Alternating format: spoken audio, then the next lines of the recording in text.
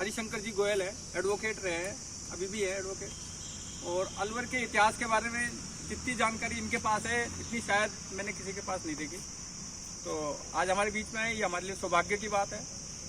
तो मैं इनसे निवेदन करूंगा कि ये कुछ 5-10 मिनट बच्चों को मोटिवेट करने के लिए कुछ न कुछ बताएं पर्यावरण के बारे में और अलवर की जो ऐतिहासिक जगह हैं उनके बारे में, जिससे आपको ज्ञान की वृद्धि हो सके, आपकी नॉलेज बढ़ सके। अभी आप छोटे हो, पता नहीं है ना आपको अलवर में क्या क्या चीज़ें हैं, तो वो आप हरिशंकर जी गोयल जी बताएंगे आपको। माननीय वर और मेरे साथी नौजवान लड़के और लड़कियों, है ना, दरअसल में अलवर में दर्शनीय स्थल बहुत हैं। 108 दर्शनीय स्थल हैं, जिसमें 28 दर्शनीय स्थल ऐसे हैं जो देखने लायक हैं। और आपने अलवर शहर में घूमा होगा अपने पिताजी, माताजी, दादाजी, दादी, नाना नानी के साथ। वो अलवर शहर में अब एक तो नया डाइवर्सिटी पार्क है, दूसरा है आपने मूसी महारानी की छतरी देखी होगी, सागर देखा होगा, म्यूजियम देखी होगी, कंपनी बाग देखा होगा, है, और साथ में कॉलेज देखा होगा, ये विनय विलास पैलेस है। ये तो है शहर की पास। बहुत दूर में सिरस्का का जो जंगल है उसमें काकवाड़ी का किला, आपके नीलकंठ है, कैला। मैं काकवाड़ी गया हूँ। हाँ, वेरी गुड। तो काकवाड़ी के बारे में बताओ, क्या है, क्या है फेमस, क्या है? बता। खाली जाने से क्या होता है? बताएं। देखो यार, सुनो, दूसरे की भी सुना करो भाई। हाँ, बता। काकवाड़ी में बस जिप्सी में गया। आप किन के साथ गए? मैं फादर के साथ गया हूँ। फादर के साथ गए। आपका शुभ नाम क्या है? किंशुक। इंशुक। और रहते कहाँ पर हैं? सर, ओल्ड स्टेशन रोड के पास। तो पापा क्या करते हैं? पापा यानी कि वैसे तो शॉपकीपर है, लेकिन अब जॉब पे जाते हैं। अच्छा, कोई बात नहीं। तो काकवाड़ी के किले में ऊपर तक आप गए?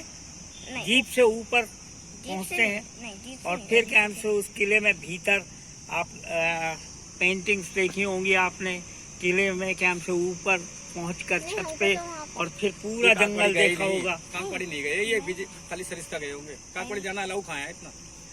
अच्छा, कोई बात नहीं, काकवाड़ी किला। और नीलकंठ तो बहुत मुश्किल से देखते हैं, 1% लोगों ने देखा सर, है। इस गुफा में है। हाँ जो वो क्या नाम है, शिवलिंग है, छोटे छोटे से। हाँ हाँ, देखा है। वो है नीलकंठ। अच्छा, नीलकंठ वो देखा है आपने। तो ये दर्शनीय स्थल है। साथ ही साथ जो है वो अनेक और 52 किले भी हैं यहाँ पर। उनमें से अब 9-10 किले मौजूद हैं, बाकी सब टूट फूट गए, है ना। और वो अब उसमें कोई जा नहीं सकता, वो डिसेंबल्ड है एक तरीके से। और इसी तरीके से आपके तिजारा का जैन मंदिर बहुत फेमस है, जिसमें सारे देश के जैनी लोग और अन्य लोग भी आते हैं। इसी तरीके से किशनगढ़ बास और आपका ये जो महाराज जी का देवरा है, इस तरीके के मंदिर हैं, अट्टा मंदिर है। तो ये दर्शनीय स्थल है। दूसरे, अलवर में बहुत बड़े साधु संतों का निवास रहा है?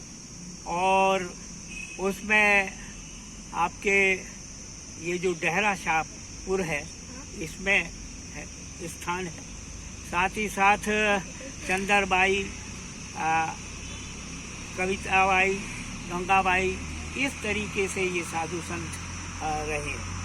और आपके स्वामी विवेकानंद भी यहाँ 2 बार आ चुके हैं। एक बार वो 25 मार्च 1891 को यहाँ आए थे और 28 दिन रहे थे।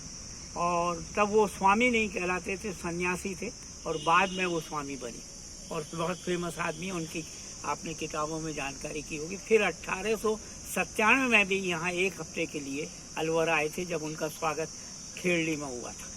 इसी तरीके से यहाँ अलवर में खेल कूद का भी ऐसा बहुत बड़ा कार्यक्रम रहे हैं।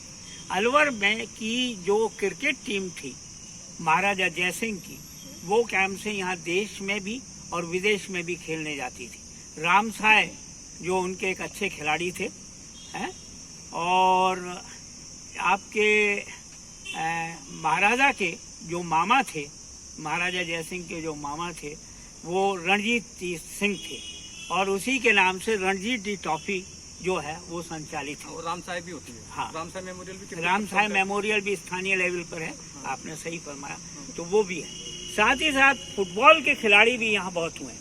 ये आपका यशवंत स्कूल है, इसमें फुटबॉल के बहुत खेल होते थे। हम जब बच्चे थे तो मास्टर रसिक जी वहाँ पर अच्छे खिलाड़ी थे और राजस्थान में वो अपनी टीमों को लेकर जाते थे और टीमें वहाँ जीत करके भी आई हैं।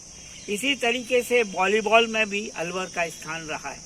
और ये जो नया आपका बास्केटबॉल है, इसमें एशियन गेम्स के खिलाड़ी भी आए हैं। खिलाड़ी कौन रहे यहाँ पर? रमन गुप्ता, ये बर्फ खाने वाले हैं। अभी उनका देहांत पिछले साल हुआ है। वो क्या हमसे एशियन गेम्स में भी वो खेलने को गए थे, एशियन टीम में। तो हाँ, तो ये एक स्थिति है। और साथ ही साथ यहाँ जो हैंडबॉल सिस्टम जो शुरू हुआ, ये मुंशीबाग जो अपना है शूटिंग बॉल, वो शुरुआत यहीं पर हुई। और यहाँ पर हर साल वो ऑल इंडिया की जो है मैचेज होते हैं, टीमें आती हैं और प्राइज डिस्ट्रीब्यूशन होता है। तो उसकी शुरुआत भी यहीं से हुई। ये गाबा और कैंप से जो एक खेल के सामान रखने वाले हैं बांगा, उनका भी बड़ा उसमें योगदान रहा है। और हमने उस के एक बार प्रकाश चंद्र जी जैन एडवोकेट इसके अध्यक्ष रहे और एक बार मैं सेक्रेटरी रहा। लेकिन ये बहुत पुरानी बात है, जब वो शुरू हुई थी तब की बात है। और अब वो मुंशीबाग में है। तो इस तरह खेल का भी अपना महत्व है। खेल खेलना विद्यार्थियों के लिए बहुत ज़रूरी है और पढ़ाई में भी अच्छे नंबर लाना ज़रूरी है। दोनों चीज़ें ज़रूरी हैं। यही नहीं है कि सिर्फ खेल में ही बातें लगाओ, खेलो भी और पढ़ो भी। यही आपके लिए संदेश है। एक राजनीति में भी आप रहे, तो राजनीति के बारे में थोड़ा सा बताओ। इलेक्शन भी लड़ा इन्होंने एमएलए का 1977 में। इमरजेंसी जब लगी थी, आज इमरजेंसी डे है। मेरा टेलीविज़न पर ATL जो अलवर का है, उस पर 8 बजे 9 बजे 9:30 बजे कार्यक्रम 3 मिनट का या 2 मिनट का आएगा। और अखबारों में भी थोड़ा बहुत जानकारी उस तरीके की। तो मुझे सन 77 में जब चुनाव हुआ तो एक टिकट मेरे के लिए काटा गया। यहाँ भरतपुर के जिला प्रमुख थे, उनको लक्ष्मणगढ़ से हटाया गया। लक्ष्मणगढ़ अलवर रामगढ़ से लक्ष्मणगढ़ नथी सिंह जी को भेजा गया जो MLA बने, और मैं ही सिर्फ हारा। 542 वोट से मैं हार गया। लेकिन उस हारने के बाद क्योंकि पार्टी में मेरा राजनारायण जी, मधुले में जॉर्ज फर्नांडिस, ये जो सब थे, यानी इंदिरा गांधी को किसने चुनाव में हराया हो? 1987 में राजनारायण जी। और उन्हीं के कहने से हमें टिकट मिला। हाँ, लेकिन हम हार गए 500 में। लेकिन पार्टी में हमारा वर्चस्व था, इसलिए हमारी पूछ होती रही है। और अंत्योदय योजना जो लागू हुई, जिसके तहत अब गांव-गांव में छांटे जाते हैं गरीब लोगों को और उनको अन्न दिया जाता है, खेती की जमीन दी जाती है, गाय भैंस की योजनाओं में सहयोग दिया जाता है। उस योजना में मैंने 6 गलती निकाली और उनको सुधरवाया। वो योजना आज भी लागू है। धन्यवाद।